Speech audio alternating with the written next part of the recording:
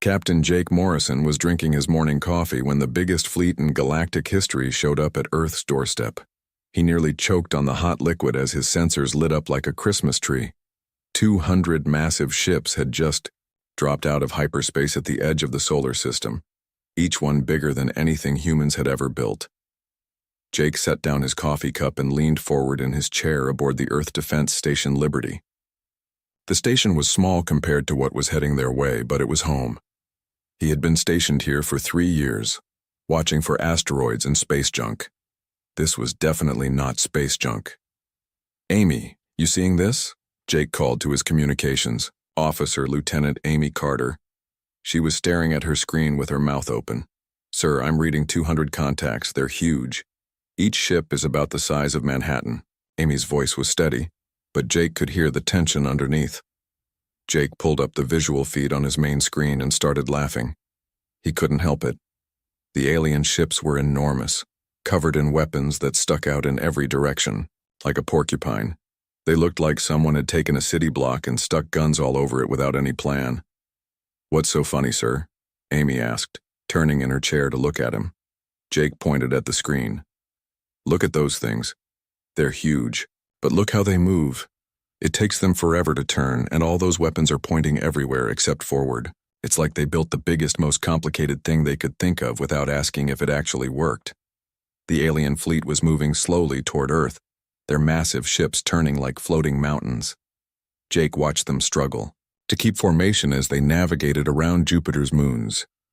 One of the larger ships nearly crashed into an asteroid because it couldn't turn fast enough. "Sir, we're receiving a transmission," Amy said, her hands flying over her controls.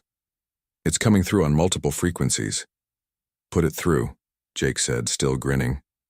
The screen filled with the image of something that looked like a walking crystal. It had no face that Jake could recognize, but somehow it managed to look very serious and important. When it spoke, its voice was deep and echoing like it was talking from inside a cave.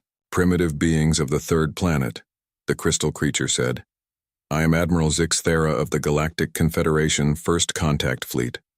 You will prepare for the arrival of your new galactic overlords. We come with the power to crush worlds and the wisdom of 1,000 civilizations. Bow before the might of the Confederation, and perhaps your species will be allowed to serve." Jake looked at Amy, who was trying not to smile. He reached for his microphone and opened a channel to the alien fleet. "Well, hello there, Admiral. This is Captain Jake Morrison of the Earth Defense Station Liberty. Welcome to our neck of the woods. Those are some really impressive ships you've got there. Real big. Lots of pointy bits. Quick question, though. Do those things actually steer, or do you just sort of aim them in a direction and hope for the best?" There was silence from the alien fleet for several long minutes. Jake could imagine the Crystal Admiral trying to figure out what had just happened. This probably wasn't how first contact usually went for them. Amy was covering her mouth with her hand, trying not to laugh out loud. Jake winked at her and continued talking into his microphone. "I mean, no offense, but I've been watching you. Folks try to navigate around Jupiter for the last hour, and it's been pretty entertaining. That big ship of yours, the really fancy one with all the extra weapons, nearly took out one of the moons back there. You might want to work on your turning radius." Admiral Zix Thera's image flickered back onto the screen. The crystal being somehow managed to look confused and angry at the same time. "You dare mock the Eternal Dominion? That vessel could reduce your entire planet to dust. It carries the combined firepower of 100 lesser fleets." Jake nodded thoughtfully. "I bet it does. Looks like it could probably blow up a lot of stuff, assuming you could actually point it at what you want to hit. But tell me, Admiral, how long does it take that thing to do a U-turn?" "I'm guessing about 3 hours." The alien admiral made a sound like breaking glass. "Your primitive mind cannot comprehend the sophistication of Confederation technology. Our ships are marvels of engineering, perfected over millennia." "Oh, I'm sure they are," Jake said. "Very sophisticated, very complicated. Probably took a lot of smart folks a very long time to build them. But here's the thing that's got me curious. Did anyone ever ask if making them that big was actually a good idea?" Jake stood up and walked closer to the screen. "See, us humans, we've got this saying, 'Keep it simple, stupid.' The best solutions are usually the ones that actually work, not the ones that look the most impressive. Amy was typing furiously at her station. Sir, I'm getting readings from their weapon systems. They're powering up some kind of massive energy cannon. Jake looked at the tactical display.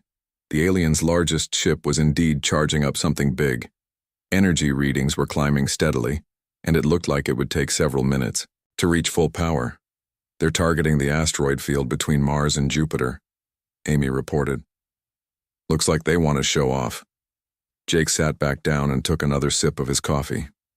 Well, this should be interesting. Let's see what all that sophisticated engineering can do. The alien admiral appeared on screen again. Behold the power of the Confederation. Watch as we demonstrate why resistance is futile. Jake watched the energy readings climb higher and higher. The alien weapon was definitely impressive. When it finally fired, it would probably put on quite a show. But he couldn't help noticing how long it was taking to charge up and how the massive ship had to stop moving entirely to aim properly.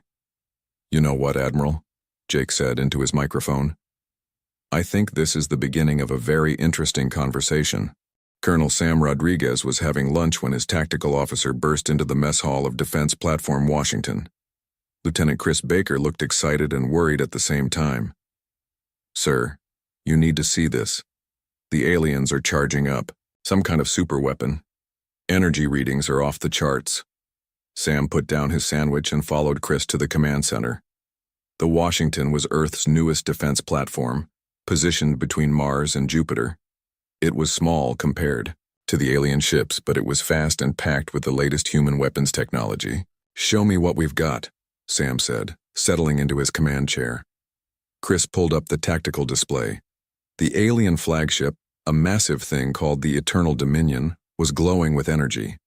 Power readings climbed higher and higher as they watched. They've been charging for 8 minutes now, Chris reported. Whatever they're planning to shoot, it's going to be big. Sam opened a channel to Earth Defense Station Liberty. Jake Morrison's face appeared on the screen, still grinning. Sam, you watching this light show? Jake asked. Hard to miss. What do you think they're up to? My guess, they want to scare us with a big boom. Show us how powerful they are. Sam nodded. It made sense. The aliens had tried talking tough, but the humans hadn't been impressed. Now they wanted to back up their words with action. The alien admiral's voice echoed across all frequencies. Primitive humans observed the true power of the Galactic Confederation. We shall demonstrate our might by destroying the large asteroid designated as Target 77 Alpha. Watch and despair. Sam looked at his tactical display. Target 77 Alpha was a big rock about 2 miles wide floating in the asteroid belt. It would make an impressive target if you could actually hit it. 10 minutes and counting,